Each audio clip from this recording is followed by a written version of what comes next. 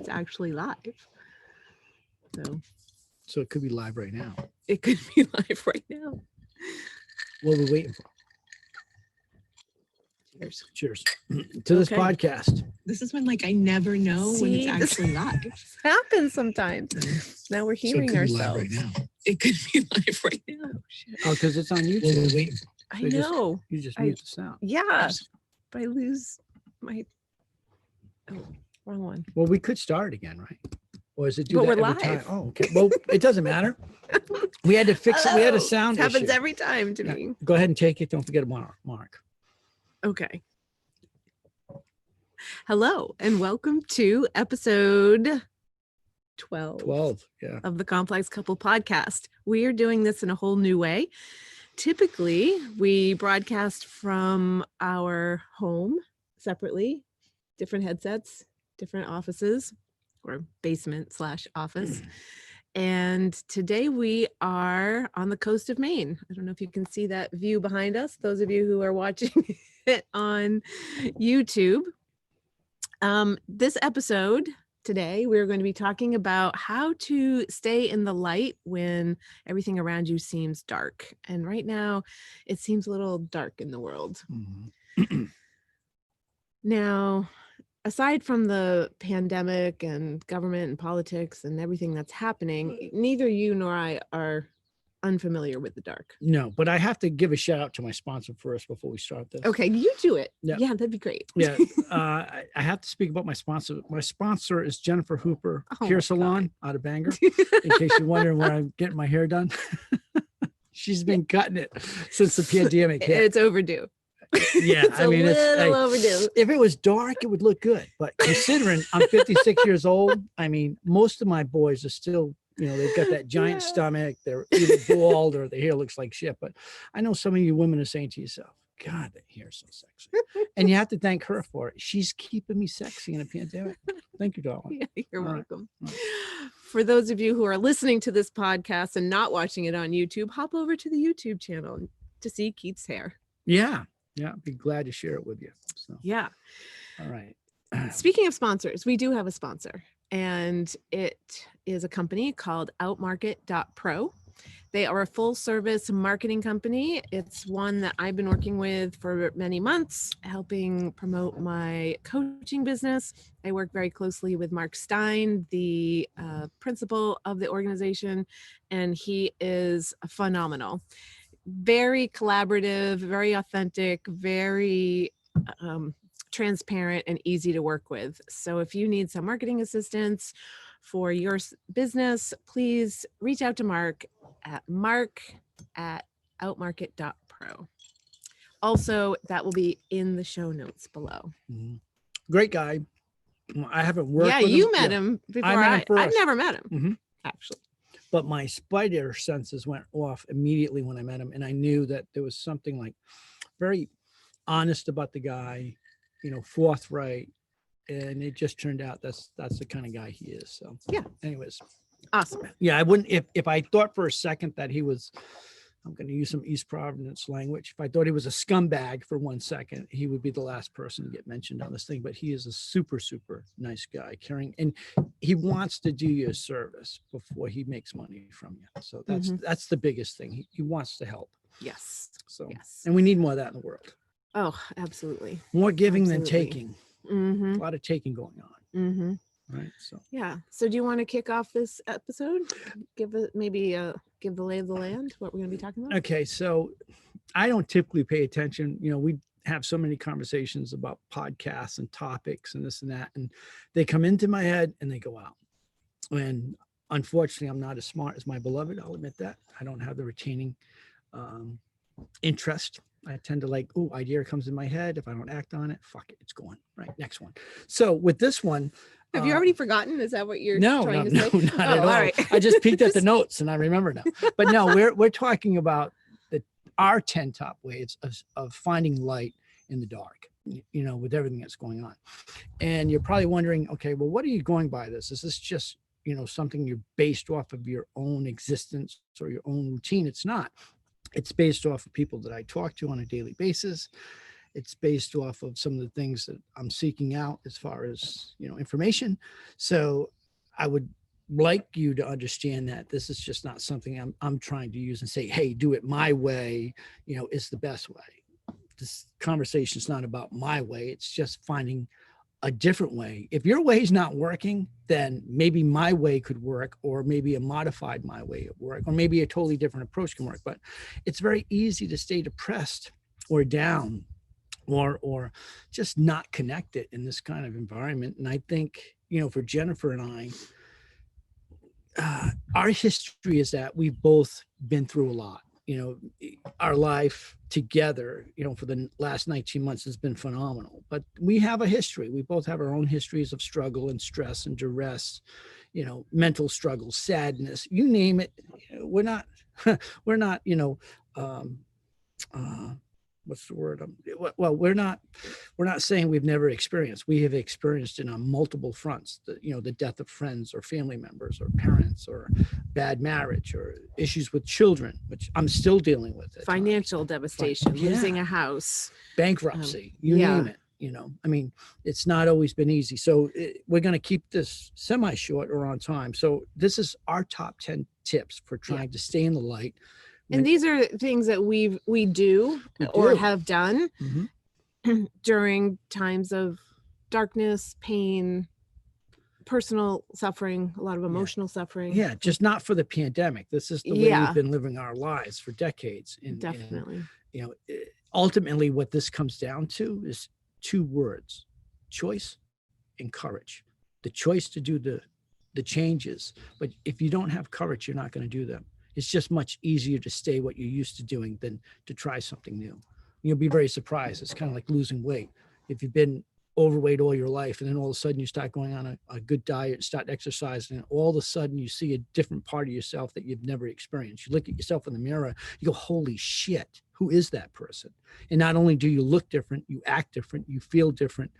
Everything around you becomes different. And that's okay. Let's move right on. Okay. Can we keep moving on? All right. So anyway, a lot of talking. Top 10. She's going to edit the shit out of this. I can tell. No. You're going for it? Sure. All right. So go ahead and take over, honey. Okay. So the number one tip we have is really to make the choice to live. Really seek out the happiness that you want, even in those times where it seems really, really dark. I guess another way to put that is to not go down rabbit holes of bitterness or victimhood, because the only one who can change your situation is you. No matter what has happened to you, no matter what anyone else has done to you, you get to choose how you respond, how you show up in your life at any given moment. And so choose to live. Yeah. And the other part of this is that even though every day can be almost the same, as in the news just doesn't really get better, but you can actually get better, because even if shit stays the same, it's not so much the shit that's going on, it's your reaction to what's going on. So it's kind of like if you were in a war zone and the first time you saw someone get killed, you would be devastated mentally by it. You'd be like, holy shit, that's so overwhelming. But the point is, the more you're exposed to things, whether or not it's violence or happiness, whatever, the more you can actually, I don't want to say that you get callous by it, but hopefully you never get callous by the good things, but you become resilient to the bad things. You find a way to get through them. And in a situation where it seems like every time you go online, or every time you listen to the news, every time you talk to someone maybe you don't know, that we're so divided, that things are so bad, and everywhere you look is negativity, and that's that. I think you're sliding into number 2, which is to minimize your exposure to bad news. See, I didn't even know it, and I'm doing it. I'm so well read. So, anyways, getting back to that, that's what I'm saying. So let's go right to number 2, since I already started. Yeah. So number 2 is regulate or minimize how much bad news you are absorbing into your life, because it is not going to make you feel good. Yeah. It will take you down those long rabbit holes. I watch the bare minimum of news. That's not, listen, she makes a conscious choice Yeah, to stay in the light. exactly. It doesn't, it serves her. She knows herself so well that it's like, if I read that or watch that or listen to that, it's not going to be of service to me. Right. It's going to ruin my day, where I might be able to digest some of it, but we all have to regulate our exposure to it, because I don't care who you are. We all have, a level of shit. Our shit tank, everyone's shit tank is a little different. And if you're constantly looking at negativity in the world, you cannot tell me that your shit tank is not full. I know that for a fact, because I know it for myself, and I also know it for other people around me. They don't even realize it. So don't fill your shit tank with too much negativity. Is that the bottom line? Pretty much. Yeah. I mean, I'll read headlines and scan. I get a daily email on news. I like the highlights, but I cannot take deep dives into what the government is doing and what our politicians are doing and what the military is doing and whether 5G is good for me or bad for me. And I just want the bullet points, right? The bullet points keeps me aware how to stay safe. I know what's going on in the world around me, but I cannot take those deep dives because they just devastate me emotionally. Yeah. And you also have to remember is that when you take those deep dives, you may not realize it yourself, but it may work you up into a pattern of behavior that your spouse or your partner, whoever you let, your children, your girlfriend might pick up on. You go, holy shit, you seem agitated or worked up or whatever. And you don't even realize what it's doing to you because you're so wrapped up in it. And I've been living alone and carefree until I met Jennifer, 19 months ago. So I didn't have to worry about, I'm going to watch all this. I'm going to take it all in, and then I'm going to be explosive about it. Right. Because I didn't have anyone I was dealing with. But being a responsible partner to her, I have to say, okay, you know what? It's like drinking alcohol. I'm going to have 2 drinks of bad news, and that's it today. That's a good way to think about it. So I'm going to have 2 drinks of that shit, and then I'm not drinking anymore. Okay, number 3. Okay. Am I okay? We're at regulate. Seek truth over alignment. Yeah, that one's yours. Yeah, that one is mine. I don't usually use the term alignment. That's something that my beloved taught me. Good word. Yeah. It's a really good word. All my boys from his problems like, who is that dude behind the glasses? He's like eating hot dogs or something. But anyways, you didn't just say that. Yeah, but that it's irrelevant. So it doesn't. So anyways, seek truth. Like Jennifer and I, we get our sources of information sometimes from, different places. Like she has her own places that she seeks her truth, and I seek mine. But I think the reality is that when we have conversations later, and this is something that we had to learn going through a pandemic, we had to basically kind of moderate ourselves so that, you know what, I'm listening to what you're saying. I'm not sure if I believe it, but I have to accept it with a level of respect. So when you're talking about alignment and seeking truth over alignment, what do you mean? You had to get me back on track. Yeah, that's what you did. So I just did that. Pulled you right back. Yeah, what I mean is that there are some people that are going to say, this situation was brought on by this, because that makes us feel good. We go, maybe the Chinese created this pandemic, right? We'll blame it on them. Versus the fact that nature is changing, or maybe as human beings, we are exposing ourselves to things that we don't really understand. I mean, we don't understand the oceans. We don't understand a lot of life. So there are things going on. So some people may go, I really feel this way about this.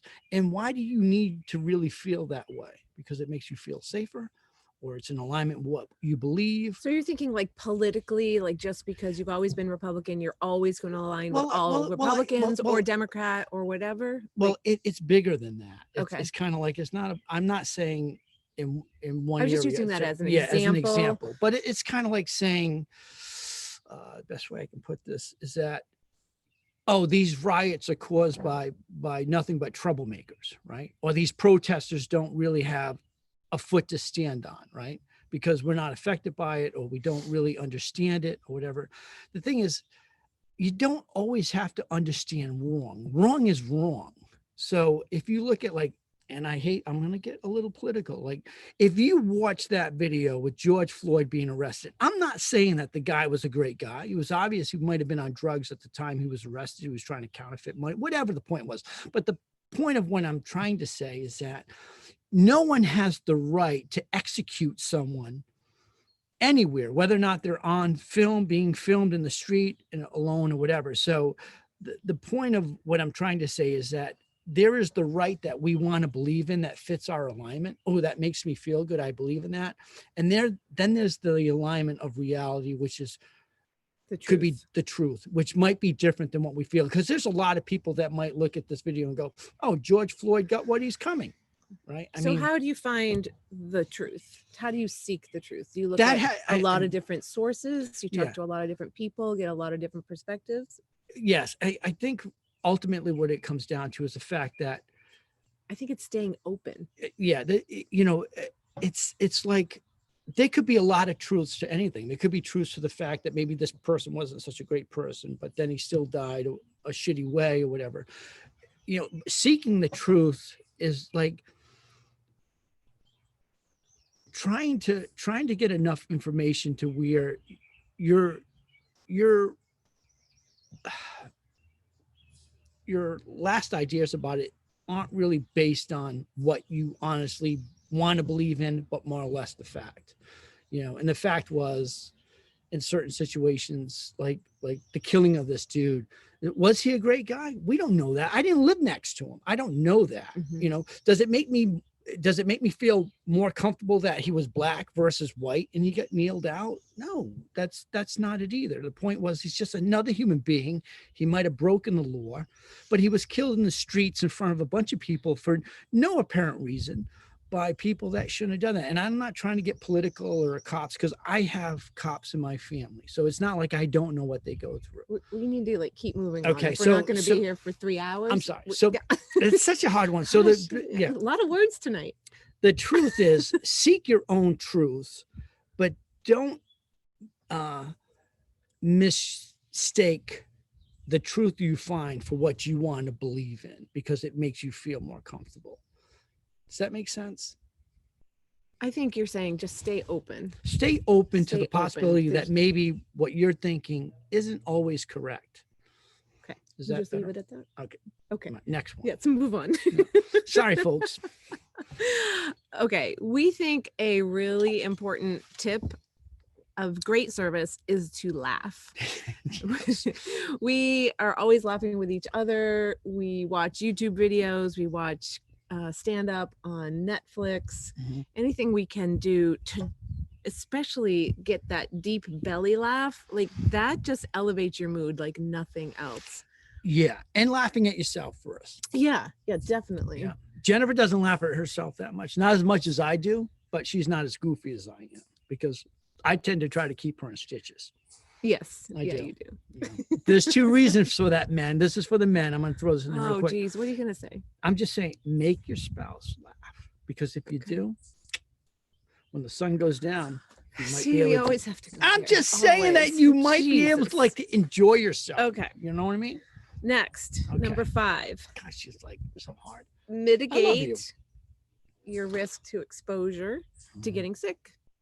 Take it.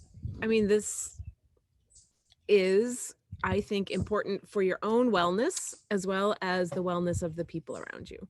And I would say this is specific to the pandemic right now. Wear your mask, go out in public, use a lot of hand sanitizer, don't touch things. It's important, if you are a carrier, you don't want to expose people. Yeah. And definitely your life is a little better if you don't get it yourself, right? So be aware. And there is some awareness of the news, like how to do that. So just follow the protocols. Mm-hmm. And we go out a lot. We do. We travel, we drive around, but every time we go into a convenience store or a gas station, we're doing the things. Yeah. Right. And so we really believe strongly that everybody should do the things. Do you have to? No. But it's like wearing your seatbelt. Do I have to? No. Do I Mhm. choose to? Yes. Like a motorcycle Or a helmet. motorcycle helmet. Mhm. That's another Mhm. good example. We feel very strongly about helmets. Yep. Okay. So I think that was 5, 6, something like Yeah, that. mitigate risk. So Yeah. we're down here. Yeah, we're there. Okay. You want to take this one? Okay. So Go good out at it. in nature. Nature is so good. Be outside. Be with everything that's thriving Mhm. out there. The trees, the bees, the butterflies, the ladybugs, they don't have this pandemic, right? They are thriving. So go learn from their wisdom. Really Tame a wild beast like Jennifer did with me. I haven't tamed anything. I haven't tamed shit. But yeah, well, I'll tell you what I saw today, talking about nature and stuff like that. So have you ever been walking around a grass field that's been recently cut and you see one of those big bumblebees and it's flying real low to the deck and it's loud as fuck? Well, I saw one of those today. And it's like one of my favorite sounds. It's just something about it. It's the connection between me standing in that same sacred ground and this big bumblebee flies around my feet looking for whatever he's looking for next to the earth. It's fucking hot. That's all I can say. It just feels good. Feels good, man. To be outside. It makes you feel connected. Like, yes, you can choose to be connected to all this bullshit, the news, the president, the pandemic, this and that. But you could break free of that, even if it's only for a little while, and then reconnect with planet Earth. I sound like, whoa, Carl would be proud of me right now. But you reconnect with like what's you and what you're standing on, gravity, atmosphere, oxygen, who knows? I'm not going to go too much off in that. But the point was, this bee flew around today and I was like, oh man, it's just, I felt it. I didn't say anything to you because you were standing right there, but I felt it. I love it. Love it. All right, next one. Okay. Checking in with people you love. I mean, that just feels good. Anytime I talk to one of my daughters, checking in with friends that I haven't talked to in a long time. I, of course, live with my mother. I live with Keith. And so just knowing that they're doing well and they're doing okay, or laughing with them. I mean, it's just, it puts me at ease. It makes me feel peaceful. And, during other hard times in my life, that was really important, reaching out to people who I was connected to. They were like lifelines for me. They really helped keep my sanity. They really helped boost my spirits. And so sometimes when we are struggling, it's really easy to withdraw. It's really easy to disconnect. And I think that is a disservice. It really makes us feel worse, not better, even though sometimes it feels really vulnerable to reach out. Yeah. Depending on the circumstances. I had a funny experience yesterday. Do we have time for this? I don't know where you're going. Okay. Well, anyways, long story short. Keep it short. I got a number of phone calls yesterday from people. Now, 99.9% were good. But there was that one phone call. She's not a loved one. But it doesn't matter. The point was that there was that one phone call that was a little bit of a sting. So what was the point of that? Point was when we're talking about reaching out to loved ones. Yeah. To make the point was better. that even reaching out to the people that may not have anything good to say still kind of feels good. That's what I'm saying. I don't think you felt good. I did not feel good when I came home. I did. I was like, No. oh, but you know what? Looking back on it today, I was a big boy, had my big boy pants on. I reached out. I did the right thing. So I feel wonderful about it today. Next. Oh, okay. Exercise, movement. That's a very well-known one. And something that I am struggling with in sheltering in place. I do not like working out at home. We have bikes in the back of our van. We have carried those damn things miles and miles and miles. Do we use them very often? Yeah. We've used them. They're kind of like that picture on the wall that everybody asks about, but you don't know shit about. Really? They're bikes. I know. But we do walk, we hike. We did work out the other day in a public park.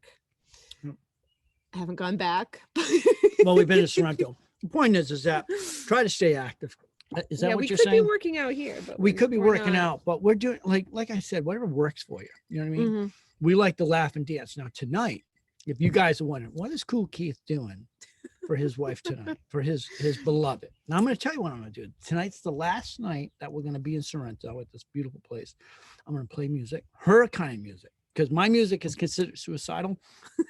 Doesn't do good. Black people hate it. Yeah. Black people want to hang themselves. You know, like my brother Paul. He's like, oh my God, Keith, I want to hang myself every time I play music. It's depressing. Well, the point, white people don't like it either. Yeah, the point is that music that they feel like is depressing makes me happy. Now you're wondering why. Now I thought about this on the dock the other day. Where are we going? But the whole point is that it's all about interpretation. You know what I mean? Listening to someone else sing about something that's sad or depressing makes me feel lucky because I'm not in that. So I'm listening to this story and going, you know what? I feel for you. I know what you're going through. It'll get better. Next. Okay. Next. We're throwing a lot of shit at you today. We're on number 9 now. Okay. And that is the way I describe it is, I guess I move best through the world by just staying in my lane. Not getting too distracted by what other people are doing, what other people are saying, what's happening in the world, but what is it that I want? What is my vision for my life and where I want to go? And then doing what I can every single day to stay in that lane. Mm-hmm. It is related to that news piece that we talked about, like not spending too much time in the news lane or the politics lane. But because some of those things are just too big for me to feel like I can manage or control. I can't reel in these big, huge institutions or these big worldwide news events or pandemic events, but I can make choices about my day. That is for me staying in my lane. Who am I going to talk to? How am I going to spend my time? When can I laugh? When can I go on a walk? Like, I think staying in your lane is like so important. Yeah. And she has a lot more time to do that because she's not forced to go out and meet people that she has to work with or work for. Right now, for sure. Her life right now is as shitty as the pandemic is. It gives you time to actually live and think about the things that you want to think about. Not that you have to think about. For some of us. I'm not speaking for everyone. Yeah. But the point is that there's a luxury to that. And it's a luxury that should be explored, you know? So I've watched Jennifer change quite a bit in the last 2 or 3 months compared to what we were doing last year. It's not that she doesn't work hard. She works hard doing whatever she's doing, but she's actually working hard on things that she wants to work hard on as opposed to maybe she's not. Well, I'm working hard on, and well, it sounds odd to say, but I'm working hard on living my life intentionally rather than hustling really hard, chasing the dollar. Yeah. Maybe that's a good way to put it. I've heard you say I love working. I mean, I love working, but I do too. Hate the hustle. And I'm realizing that I don't have to hustle and I don't have to work to the same degree, that my life is very fulfilling without that hustle. Yeah. And I'm going to throw something else at you. I want to give you an example because a lot of the things that we're talking about are not just things that we have come up with. These are things that we observe through other people, other conversations, and we're very social. So when we talk to people, Jennifer and I mean, Jennifer is more reserved than I am, but I like to get to the meat and potatoes. Yeah. Shocker. But anyways, so talks a lot. Yeah. I mean, I have shit to say. I mean, I've been on the planet for 56 years. I'm not letting this shit. So getting back to this conversation that I had with my buddy Gil 2 weeks ago, I got a text message from a friend of mine who normally doesn't share a lot, maybe when we're together. And this guy's been through some shit. And he said to me, he goes, Keith, do you have any advice for me as far as maybe living a little bit more free versus responsibility, that kind of thing? You know, what would you give me for advice? You know, and this probably gets back to one of the ones that we're talking about. But I said, you know, you've got to be willing to change. And you've got to be willing to like do things that you're not comfortable with. You know, I mean, if all you know in your life is to wake up at 5 a.m, have your coffee at 5:30, you know, take a shower at 6:15, leave the house at 6:35, and then be at work at 7:30. That's kind of fucked. I mean, yeah. So you're making money. Is that making you happy? But the point is that my buddy, after all these years of working his fucking ass off, has finally come to the conclusion that he's not happy. That what he's been doing, he's missing something. We're not saying that COVID-19 doesn't exist or it does exist. It's obvious it does exist, but because of the pandemic, it's given him time to reevaluate the way he's been living his life. And it's sad. He is almost 50 years old, and it's taken 50 years for him to figure out that what he's been doing hasn't made him happy. And I am very lucky that I learned that 20 something years ago. And I have been living, for the most part, in the last 20, quarter century, I've been living, I have been, as she says, privileged or fortunate to be able to live a life that I enjoy as much as I can. And it's not perfect. What the fuck is, right? Nothing's perfect, but I am trying to live in a way where I go to bed. Before I go to bed, I look in the mirror and I say, you know what? I'm okay. I'm happy. I'm going to close my eyes tonight and know that I'm doing the best I can. And for my buddy to say what he said, it blew me away. It completely caught me off guard, but it's taken him almost 50 years to realize that he's not happy. The house, the good job with the government, all this shit means shit to him now. And now he's looking for a way to simplify his life where he can spend more time with his beloved and more time with himself. Mm-hmm. Yep. I mean, when was the last time you spent an entire day thinking about yourself, thinking about what you want? Well, we're not taught to do that. No. We're taught to focus on everybody else. Yeah. And to go or at to least work. as women. I don't know if men. Well, men are taught to be providers for their family and sacrifice. And like that video I saw you where, we're taught to go to work and to work for someone. We're not talking about how to make money or survive or be happy. Remember the video that I sent you a couple of days ago? The guy was talking about, we go to school to learn how to work for someone else, to be a slave to the system. That was right? the author of Rich Dad, Poor Dad, Robert. Can't remember his last name. From Hawaii, I think. Yeah. Right? Yeah. Begins with a K. She knows more. She's the smart I've read one the in book. the relationship. Yeah. I'm just like, I pick up little bits and pieces. Next. All right. The last one that we feel strongly about is to not beat yourself up. Don't live in a world with regret. Are you going to make mistakes? Absolutely. Have I made mistakes? Positively. I could beat myself up for those mistakes over and over and over, but I choose to just move on. I can't change the past, but I can bring that lesson. I can bring that wisdom. I can bring that nugget that I learned with me, and so that I don't repeat it.